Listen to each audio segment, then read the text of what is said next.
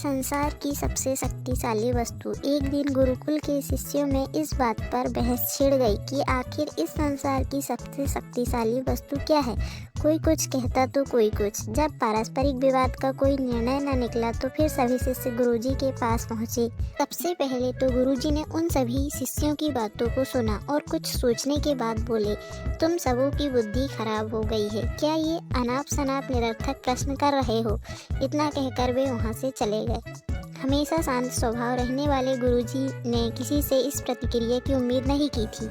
सभी शिष्य क्रोधित हो उठे और आपस में गुरुजी के इस व्यवहार की आलोचना करने लगे। अभी वे आलोचना कर ही रहे थे कि तभी गुरुजी उनके समक्ष पहुंचे और बोले, मुझे तुम सब पर गर्व है। तुम लोग अपना एक भी क्षण व्यर्थ नहीं करते और अवकाश के समय भी ज्ञान की चर्चा किया करते हो।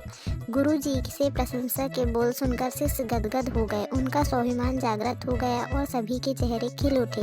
गुरुजी ने फिर अपने उन सभी शिष्यों को समझाते हुए कहा, मेरे प्यारे शिष्यों, आपको मेरा व्यवहार कुछ विचित्र लगा होगा। दरअसल मैंने ऐसा जानबूझ के आपके प्रश्न का उत्तर देने के लिए किया था। जब मैंने आपके प्रश्न के बदले में आपको भला बुरा कहा तो आप सभी क्रोधित हो उठे और मेरी आलोचना करने लगे, लेकिन जब मैंने आपकी प्रशंसा की तो आप सब प्रसन्न हो उठे। पुत्रों, संसार में बाणी से बढ़कर कोई दूसरी शक्तिशाली वस्तु नहीं है। बाणी से ही मित्र को शत्रु और शत्रु को मित्र बनाया जा सकता है।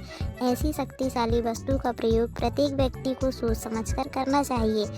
बाणी का मधुर लोगों को अपनी ओर आकर्षित कर लेता है। गुरुजी की बातें सुनकर शिष्यगण संतुष्ट होकर लौट आए और उस दिन से मीठा बोलने का अभ्यास करने लगे। सीख, हमारी बोली या हमारी वाणी बेहद शक्तिशाली होती है। ज़रूरत है इसका सही प्रयोग करने की। यदि हम अपनी बोली अच्छी रखते हैं तो अपनी बात बिना औरों को ठेस पहुंचाए हुए कहते हैं तो ये हमारे व्यक्तित्व को संवारता है और लोगों को हमारे बीच लोकप्रिय बनाता है। वहीं अगर हम सीधे बात भी अपमान या क्रोध के साथ कहते हैं तो ना ही हम ठीक से अपनी बात कर पाते हैं और न दूसरों के हृदय में अपने लिए कोई जगह बना पाते हैं। अतः हमें सही शब्दों और सही लहजे का चुनाव करना चाहिए।